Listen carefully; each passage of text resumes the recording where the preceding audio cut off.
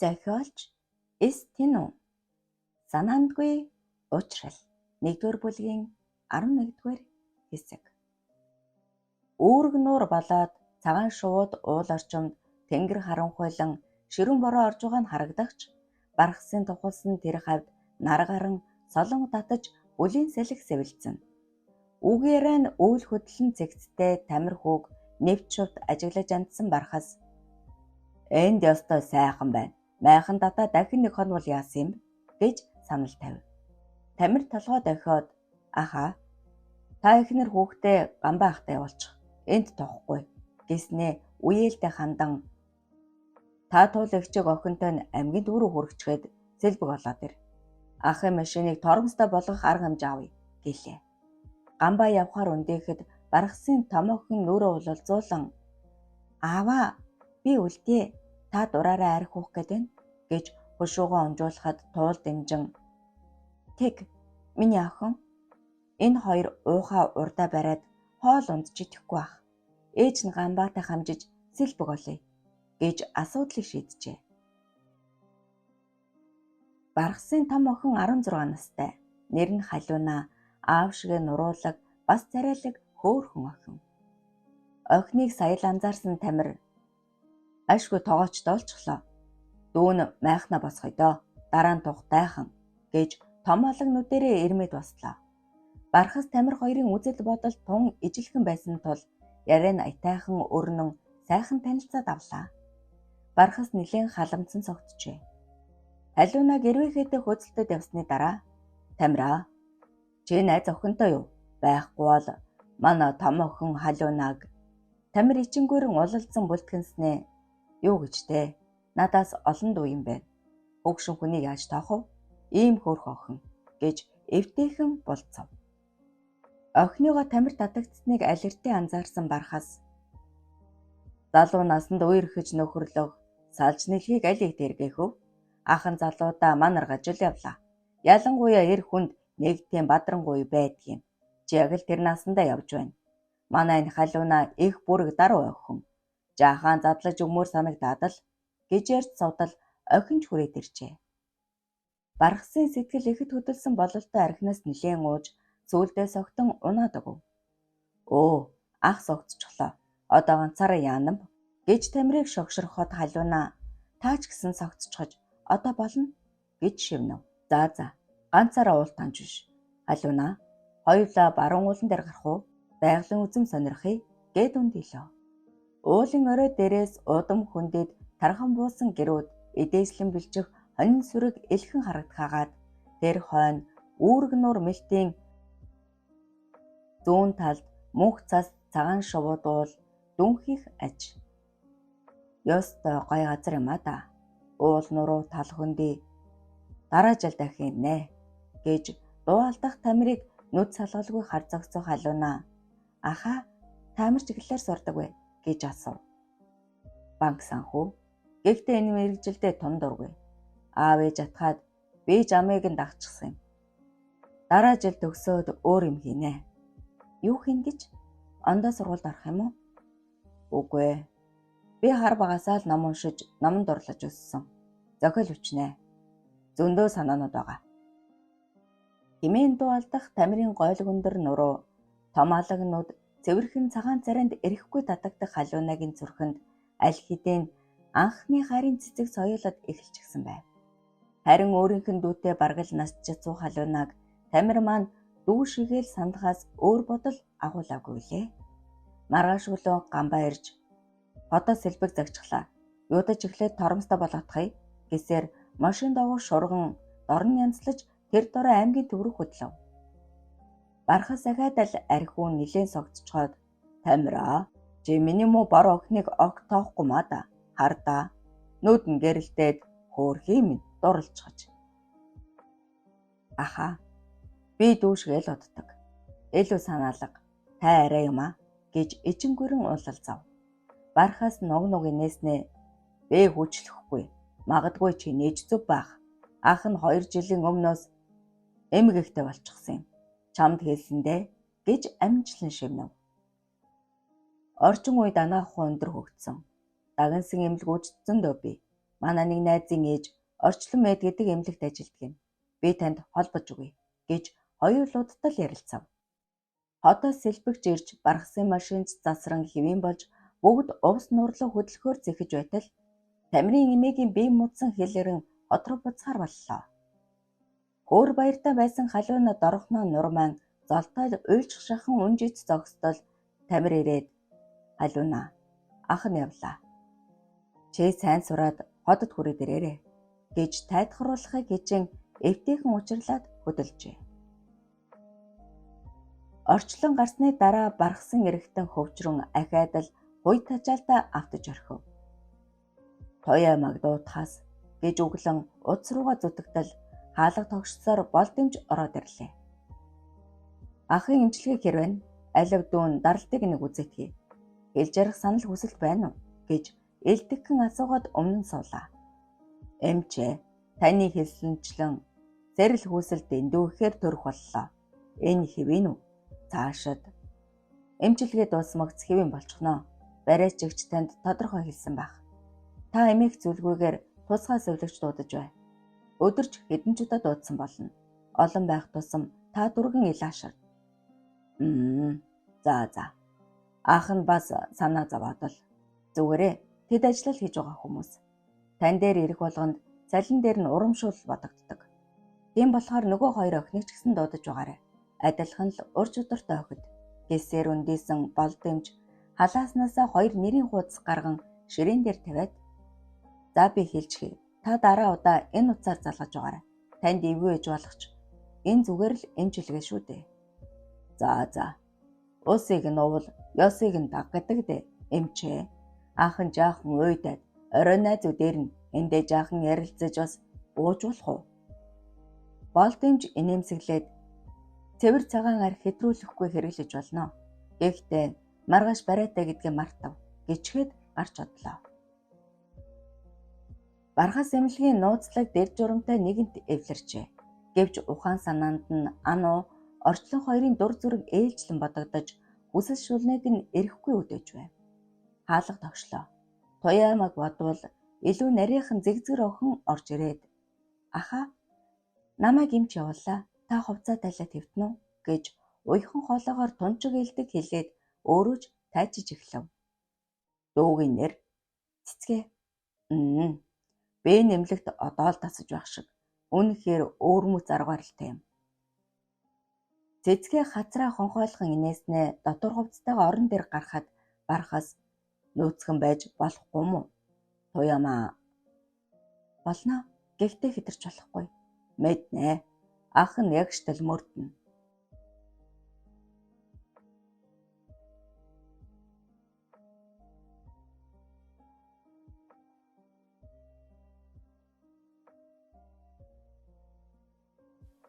Бархаас улмал хөнгөрөн улмал сэргэн золбоолог болж цэцгээ гарсан даруй нааз батаа руугаа залгаад орой өргөтэй сайн чанарын цэвэр арх аваад ирээрэй.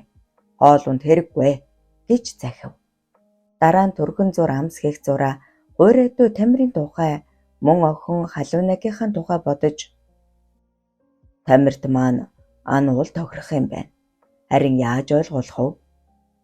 Хөөхий охиныг сайн хүн даатгachвал санаамар байж болно хэмээн өөрөө өөртөө ярьж хэвдтэл өдрийн минь сэтгэл санаа давгүй юу гэсэн орчлонгийн зурус ирлээ. Дайжгүй шүү. Одоо л эмнэлгийн дэг журам дасж байна. Манай эмнэлгийн үйлчлүүлэгчид тун сэтгэл хангалуун байдаг шүү. Та санаамар вэ? Тийм байна. Ингэхэд чи миний хэлснийг дүүн бодож үзнэ гэсэндээ. Гэхдээ надад таны тусламж хэрэг болоод. Юу юм? Хэлэлтэй. Дүүн гэр бүлтэй. Гэвч нэг асуудал байгаа. Хэл. Та туслах уу? Тусланаа. Үнэн биз? Үнэ. Амлаж байна. Ёо, өөр гарч хэллээ. Шууд хэлэл дээ. Зурс ирэлгүй нилийн удаж нөхөр маань өргөө болгон тогтогдсон. Гэтэл би хүүхдтэй болмор байдаг. Удаан хугацаанд донор ирсэн. Тэр хүнийг ч оллоо. Болж дээ. Орчин үед юм хөгжөөд амарч болж. Гэхдээ тэр хүн маань та шүү дээ. Бархас балмагдан юу гэсэн үг вэ? Би чинь гэр бүлтэй. Аха. Дүүдээ үрийн заяа харлаач дээ. Би хүссэн бүхнийг чинь үгүй. Юугаач харлахгүй. Орчлон мөргөн холгүй гуйж бархас цэрвэн татгалзаж тун удаан чаатлав. Эцэст нь бархас энэ тухай эхнэртэй хэлж зөвшөөрөл авах ёстой. Ах нь маргааш өглөө ярьж үзээд хариу өгье гэж бичлээ. Ах минь дүүгээ элэг бүдэн амьдрахад тус олж уян хийгээрээ гуйж байна. Лисэн зурвас ирж бархасч алмаар жоргсон амтан гүн ботолд автжээ. 11-р хэсэг төгсөв. Санаандгүй уучрал. 1-р бүлгийн 12-р хэсэг. Их сургуулийн төгсөх курсэд орсон Тамир өнгөрсөн хугацаанд бархастай байнга шахам ярьж бараг л төрсөн ах дүүс шиг дотнослоо. Мэдээж халуунагаас тогтмол зурвас ирдэгч Тамир яг л дүү шигээ хандан зааж зөөлөхөөс өөрөөр бодож байсангүй. Бархас дотор санаандаа охиныгоо Тамирт ойр туулахыг хүсдэгч хөндлөнгөөс хэд оролцохоос бас зургшин. Дэндүү бүрэг гинэн цайлган халуунаг муу санаатай өөр хэн нэгэнд буртаглуулан насан туршдаа сэтгэлийн шарахтай болчихгүй гэж эмээгтэй л ингэж хүсдэг. Тамир насаар олон дүү охноос нь дөлөх тулсан бархас улам бүр зүтгэн сүулдэ. Чамайг заавал дурлаж хайрлаад өг гэсэнгүй. Охин минь дэндүү гинэн бүрэг. Амьдралын хар бараанаас өөрийгөө хамгаалах ухаан сугай гэж бодсондоо л энэ гэж зөрүүдлэн 11 сарын үед Олимпиадад орох болсон халуунаг дагуулж ирээд ах нь урагш явлаа. Чи математикт сайн биз дээ. Халуунаа тусал гэж тулган даатгачаад явчихжээ. Тамир хэдийгээр хөөхөн огтоос нүүр буруулдаг хүн биш ч бархсын энэ тулгалд үнэндээ хүнд тусав. Хэд хоног хамт байх хугацаанд өөрийн чадах бүхнээрээ туслаж халуунаад их юм ойлгуулж чаджээ. Өөрөө ч дасаад байх шиг. Бархсаас хэл чимээ сураг байхгүй тагчиг. Олимпиадад тун амжилттай оролцсон халуунаа тэмдэглэг санал гаргаж аясыг нь дагсан Тамир хэдэн лаз шар аригны дараа төвчээрийн хүлээс нэгэнд талсран охиныг гэртээ дагуулan очлоо. Цаашаа төвчих хүсэл тэнхэл үнэндээ алга. Халуунаач бүхнийг ухаарсан бололтой бие сэтгэлээ бэлдсэн нь элтэй. Аха, би танд хайртай. Гэхдээ энэ бүтэхгүйг ойлгосон. Та миний анхны эр хүн байгаасаа гэж би хүсдэг. Хойшид дүүшигч нь байж дахин таныг зовохгүй хэмээн уйлагнаж Тамирч зүтгэлсээр тэврэн авлаа. Амьдралд байж боломгүй мэт санагдах санаандгүй учрлууд, санаанд оромгүй үйл явдлууд өрнөсөөр л байдаг нь яг энэ. Нүдээ тасанан үлээлэг чичрэх халуунаг ингэртээ шахан тэврээд ууруулнаас нь зөөлхөн шимэнгээ цамцыг нь дараа нь хөвгөвчнийх нь дэгийг молтоллаа. Халуунаа огтхонч эсэргүүцсэнгүй. Гоо сайхан охины өмнө дур хүсэлтэд автан өөрийгөө захирч твтэж чадхаасаа нэгэнт өнгөрсөн Тамир эгм хүзүүг нь доошлон хөхний товч хүүсийг нь үнсэн тааж эхлэв. Чангар шатуурсан өгзгнөөс нь атхаад хизээж хинч хүрээгүй сарнааг нь нүүрэндээ наан үнэртэж нэг гараараа хөлийг нь дээшлүүлэн мөрөн дээрээ тохоод өөрлүүгээ шахан өргөлөө. Халуунаа нүдээ тас ансан хിവэрээ уруулаа хазлан хэмээн аяархан гиншин чичирсээр л эрэмийн цэнгэл тунчиг чадварлаг Тамир үйлдэл бүрээ нэгт нэмбаг хийсээр орлуугаа зүтгэж айхлан унжээ. Хуйл тачаалд автан гоо сайхны өмнө мансууран шунаглаж байсан ч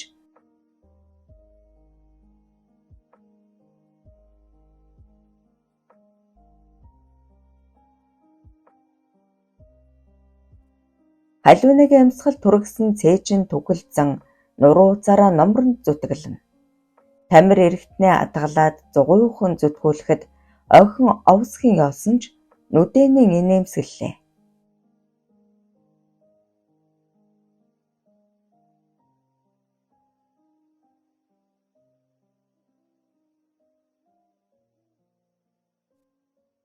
Бүлэлдээ улам хурдсхан Иремийн цэнгэл эд дундаа үргэлжилсээр охин насаа үдсэн халиунаа "Ахаа, дүүн таныг дандаа сайхнаар дурсаж явнаа" хэмээн хархан нүдэндээ нулимс гялтгануулан шивнэжээ.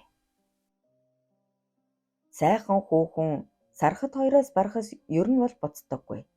Гэхдээ хинэгэнтэй удаан хугацаанд харилцаа үүсгдэггүй нэг эсвэл хоёр уулзаад л эвтэйхэн зайгаа авчихдаг. Яг энэ зан Тамирт байдгийг анзаарсан. Халиунаа Тамир хоёрын хооронд чухам юу болсныг гадарлсан ч охиныхоо өөрчлөлтийг хараад хүссэн биеснийг мэдэн хувь заяаны зам яаж зурсныг таашгүй. Одоо хөндлөнгөөс оролцоод дэмий үзье гэж шийдэдэл орхисон. Хоног өдөр өнгөрөх тусам Тамир халиунаа хоёр ягаад ч бүтэхгүй болохыг нууцхан хүсэл нь хизээч биелэхгүйд саяныг эвлэрчээ. Элдвийг бодон хэвдэж алсан бархас тунж бүх удаан унтаад оройхон сэрж тэр дороо л Бата руу залгахад очиж байна. Төгжрөл аймар их. Яг 10 минут хүлээчих гэчгээд уцаа тасалж хав. Хар баг наснаасаа үерхэж нөхөрлсөн 3 найз нь дуу шуудаахан орж ирэн Миндусаа мэдцгэн хэрдэл хөл боллоо. Бата торноосоо шил арх гарган аяглан бариад "За төлөө, туулгая. Чи нөгөө асуудлаа яриач" гэж шавдуулав. Бархас мушилзан Ануугийн тухай нэг бүрчлэн ярьж дуусаад "Баагийн хөөгшөн, чи чинь үл хөдлөхийн мэргэжилтэн их сургуульд ойрхон аятайхан байр хэрэгтэй байдаг. Суудлаад өгөөч" гэлээ. Баагийн нүдээ том болгон гайхаж энэ Бата хэлэхдээ түрээсний бархас үгийг нь таслаад "Нэг мөсөн байр авч өгөхөөр шийдлээ. Түрээс их дэми биз" гэв. Дөрвөн найз нэлийн ярилцсны эцэст бархасыг дэмжин байр хайхаар тохирлоо. 3 хундагны дараа халамжиж эхэлсэн бархас их л чухал царайлан "Ханхаа хоосон байр өгөх нь эвгүй ч юм уу? Ер нь бүрэн тогжуулж өгье. Ануу мэдээж тад халзах байх л да. Ажилдаа орлоготой болсон үедээ буцааж төлөөрэй л" гэхээс бас нэг асуудал байна. Миний данснаас их хэмжээний мөнгө гарах болохоор туул зайлшгүй мэднэ. Та гурвын хэнийг зээлсэн гэхэв? Өөр арга алга гэж тулгалаа. Булзах аргагүй хүсэлт. Эцэст нь Баагийн амнын "Намайг тэлчихтэй. Хожмын асуудлыг чи өөрөө халбалгүйгээр зохицуулаарай" гэхэд анхаа ярианд оролцсон Андан байрыг нь тогжуулах тал дээр анхаарыг. 5 ам бүлтэй нэг гэр бүлийн ирээдүй бодлоготой болж байна шүү дээ. Энэ чинь буянтай хэрэг. Алив тулгая хэмээн хундгаа өргөв. Сансан бүхнээ биелүүлж чадсан бархасын санаа амарсан ч өнөөхөл дур хүсэл нь асан дүрлзэж эхэлсэн тул за их удаан ярилцлаа. Эмнэлгийн дэг журам хийцүү. Хэдүүлээ дараа тухтаа уулзъя гэснээр найзуудын уулзалт өндөрлжээ. Арх уусных уу эсвэл эмчилгээ зогтсных уу үсэл тажаал нь байж чадтал дүрлзэн аргаа барсан бархас 3 дахь совилогч руу залган дуудлаа. Нуруу дуруу бие хагаараа нөгөө хоёроосоо бараг л ялгарх юмгүй сарнааг их сайхан инээмсэглсэн совилогч ирээд яг л Туяамаа цэцгээ хоёрын үйлдэлийг давтан бархасыг номхруулж чадлаа. Энэ удаа дур ханах хугацаа уртаас гадна авах таашаал нь ч нэмэгдэжээ. Совилогчийг гарсны дараа хундаг гарагт татаж орхиод орондоор нь зүрх мөлчхөв.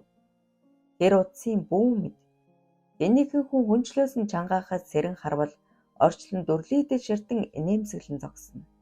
Бархасыг угсхийх гэтэл орчлон "Хүү яхаа хилээд байхад та юундаа ингэтлээ цочдгийм?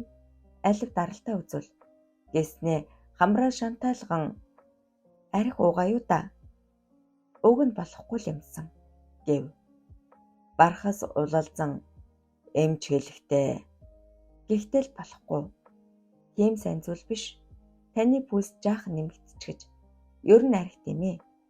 За, тариагаа хэлгэрээ гэжээ. Архи адал эхэллээ. Орчлон тормолзон юу эхэллээ гэж сэрэл хүслээ. Өнөөдөр тусгай сувлагчийг 3 удаа дуудсан. Гэтэл ханахгүй байна. Дахиад дуудал та. Үгүй ээ. Би боддоор үзмээр байна. Нэг л дутуу оргиод хийцүү юм. Нэг хүн байгаа. Дуудаж болох болов уу? Орчлон сэрцхийн үгүй ах минь дөрмөнд харш гэж хориглов. Тэгвэл чи би танд хэлсэн дээ. Бэж хэлсэн. Тэгээд чиний хүсэлтийг зөвшөөрөхөр шийдсэн. Үнэн үү? Эхнэр тань зөвшөөрнөө. Би уучлаад хэлчихнэ. Орчлонгийн царайнд нар гих адил баяр хөөрөөр гэрэлтэн баярлалаа. Маш их баярлалаа. Та үнэхээр буянтай хүн юм гэж нулимс цээлэгнүүлэн шивнээд өмсгөлөө ажуухан тайлахад том сайхан хүүхэн сэрэлзэн бомбайж ягаахан дотоож нь доош мултран нүм нүцгэн чигээр бархсан өөрч шургажээ. Байж ядан өндөлцөг бархсыг хорин болиулаад аха бүү хөдөл дүүн охид шиг сурамг биш. Энэ удаа танд өөрийнхөө хий гэд булчинлэг цээжийг нь том хатуу хөөхөөрөө алгуурхан үсээр доошлон гантайтал хатуурсан эрэгтнийг нь таалан өмгчээ. 12 дугаар хэсэг төгсөв. Санаандгүй уучрал 1-р бүлгийн 13 дугаар хэсэг. Уул ус нь жигдэрж үзэгсэлэнд байгаль цогцолсон хангаа нэгэн сум. Хаврын үр орж цас хайлсан ч зэврэн хүүдэн салхитай өдөр. Хүн эмнэлгийн цагаан байшингаас тортой юм барьсан өндөр зэгзгэр охин гарч ирээд баруун хойш эргэн гэрийнхээ зүг яарвчлан алхлаа. Охиныг Марл гэдэг 14 настай. Урлаг спорт сурлагаараа суманда гайхагдсан дэлбэж буй цэцэг шиг хөөрхөн охин. Эмнэлэг чилээрхэн хэвдсэн өвөөгөө эргээд эртхэн харах гэсэн боловч ээжигээ сахиж буй ангийнх нь охин таарж хушуу нийлүүлэн элдвийг ярьсаар оройтчихсон нь энэ. Аав ээж нь ноолуураа тушаахаар өглөө эртлэн аймгийн төв явсан. Эзэн мүдгүй ирэх тул хоолунд зэхих ёстой. Марл хэд хоногийн өмнө утсаа эвдчгээд аргагүй эрхэнд барьж буй Nokia утсаа гарган аав руугаа залгасан боловч холбогдсонгүй. Загсан утсыг минь авсан л байгаа та. Аав их мартамхай шүү гэж шивнэн санаа алдаад бодолд автлаа. Яг л энэ тухай бодох бүрд Марлын зүрх догдлон хазар нь халуун оргин ер бусын гоёхон жаргалд умбоцчихдаг.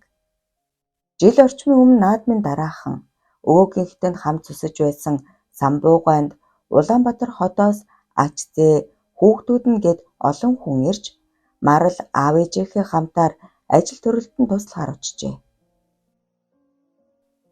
Шинэхэн барьсан бололтой том цагаан гэр бас хоолны асар морь машин цуглжсан их л хөл хөөртэй байв.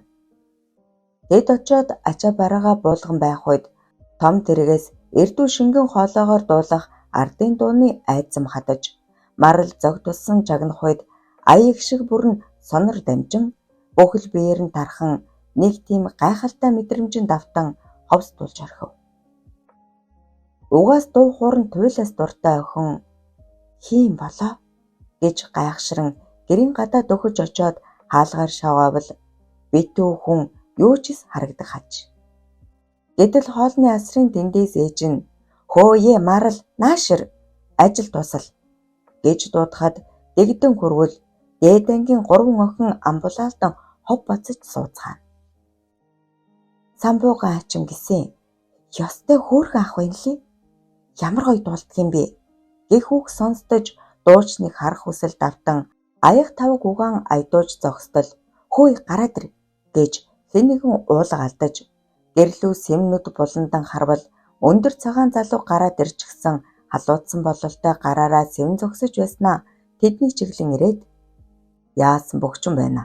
Алив ахта ус хийгээд өгөөч гэж Марл тандан хэлэх үед хүүгийн өтхөн хар өмсөг давхраатай алагнууд инээмсэглэх төрхөнд бүрэн автаж хөшиж орхив. Ийхүү жаалгай охины зүрхэнд гэгээн харын оч харваж хизээж гундахгүй цэцэг болон соёолон ургаж эхлэх нь тэрэ. Энэ мөчөөс эхлэн дуучин хүү Тамирт аль болох ойрхон байж анзаарагдахыг хүсвч цаадах нь үеийн огттойгоо хөгжилдөн марлыг даанчдыг анзаарсангүй. Харин нэг удаа санаандгүй таарахад Тамир том нүдэрээ удтал харснаа. "Дөө эдгээр өнгөө" гэж асуулаа. Ээж зандарсан марал арай ядан "Намар 8-р ангид орно" гэж шивгэнжээ. Тамир ахаад л нухацтай харж халааснасаа гоёмсог хүзүүний зүйлд гарган "Надаас 4 дүү юм байна. Онд сураарай. Энийг чамд бэлэглэе. Уг нь надад эгч маань өгсөн л дөө. Даанч охин загвартай юм. Чамд гоё зохих бах. Чи ав" гэд гарт нь атуулчаад явчихжээ. Дурлалдаа шатаж асан маралд туйлын сайхан сэтгэгдэл төрүүлсэн гоёмсог зүйлтийг тэр өдрөөс хойш хүзүүнээс огтхон салгаагүй. Яахын зургүй 3-4 хоног өнгөрч ирсэн гийжид машиндаа суудсан гар далсаар буцаж марлын зүрхэнд Тамирын дүр хизээч арилшгүйгээр тод гэрэлтэн үлджээ. Гоёхон дурсамжаа нэхэн санаж мөрөөдөлд автан алхасаар гэрийнхээ ойролцоо нарийн гудам руу ортол араас хүн алхах чимээ сонстов. Алхаагаа хурцсан эргэн харсаар нарийн гудмаас гартал хэн нэгэнтэй түс хийтэл мөргөлдөж самдран орилоод өнгийн харвал харанхуйд үл таних царай бүүдийн архины ихэнх үнэр хамар зоригжээ. "Дөө минь айх хэрэггүй" гэх парига сүүн хоолой сонсцоор араас нь гүйцэн ирсэн хүн марлыг сугдан аваад "Хоёр ахтай айл заагаад өг. Ах нар нь гоёмаар шагнана шүү" гэд бараг л чирж эхлэв. "Ахаа, би харих ёстой. Би энэ хавийг сайн мэдэхгүй" гэж хэлсэн ч согтуу ирчүүд марлыг сугдан гудам журуудан хурдан алхацгаав. Үхтлээ айд сандарсан охин мултрах санаатай тэжигнэн орилон хашгирсан ч согтуучууд амийг нь таглан чирсээр марал нэг гараараа арайхийн суллаад халаасандаа хийж удсаа тэмтрэн түгжээг нь гарган том болгоомжтойгоор 3 товчлуур дээр дарлаа. Энэ товчлуур дээр гэр ойрхон найз охиныхон дугаар хадгалаатай байдаг аж. Жохом зөв залгагдсан эсхийг гагцхүү бурхан л мэдэх бах. Хоёр согтуу охины гулцчин чирсээр урд талд нураад унчихсан хоосон хашаа дамжин арынхаа найл руу зүгэллээ.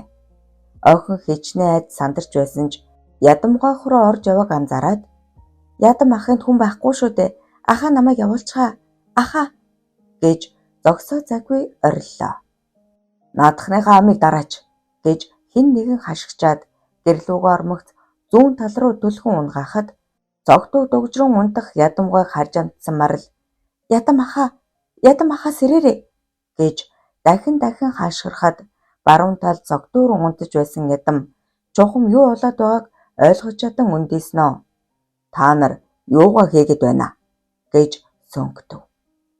"Ядам ахаа, би марал байна. Туслаарай" хэмээн ахиад л хашгирсан ч нэг согтуун түс хийтэл цохиж нүднээс нь галбудран муужран унчихжээ. Энэхэн зур сэхэр жамтсан ядам угсхийн босоод "Та нар болооч. Наадах чинь жаахан хүүхэд" гээд хоёр согтуудаа зууралд нь ноцолдсон ч хүч ирэхэг нудраганд өртөн түүдэг аятай өнхрөөд өгөв. Хоёр согтуу охиныг булаацалдан хэсэг маргалдсан боловч нэг нь дийлсэн бололтой өмдөө шувдлан айхалсаар зүтгэжээ. Нээлттэй салхивжаар үлээх шүний хүйтэн салхи аль хэдийн хөлөрч эхэлсэн бархсыг сэрвцүүлэн тун таатай мэдрэмж өгөх агаад туршлага муутайж чин сэтгэлээсээ айшлах орчиллонгийн зүтгэл үнэхээр их таалагдж байв. Бархсыг байж чадан өндөлцөх бүрт орчлон цээжрүүн түлхэн хориглох нь хөдлөж болохгүй гэх сануулга бололтой. "Би тэсэхгүй нэ. Чамайг хүсээд байна." Орчлон том хөхөөрөө эрэхтэн хавчин үрсээр дээшлээд ирлээ. Бархас умхумгүй хүзүүдэн уруулыг нь шунаглан үнсэнгээ өглөөнөөс хойш аазгааг нь хөдлөсөн тантахар том өгзгийг нь базлан "Ямар гоё бий вэ? Дэндүү үзэсгэлэнтэй, дэндүү төгс юм" гэж дуалцжээ. Орчлонгийн бүх бие халуун оргин дур хүсэл нь алсан бодол санаа нь холын хол руу нисээд явчихаж. Удас завсраараа уудтай бэлгэвч суулгахыг анзаармагц "Аха, хэрэггүй. Дүүн асуудалгүй" гэж амьсгаад нь шивнээд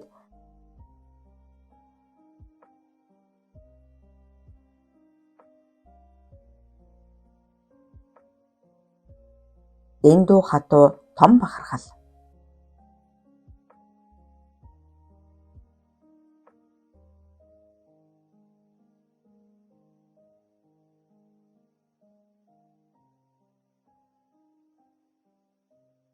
Өхөн бомбогнон сэрэлцэж эхлэв.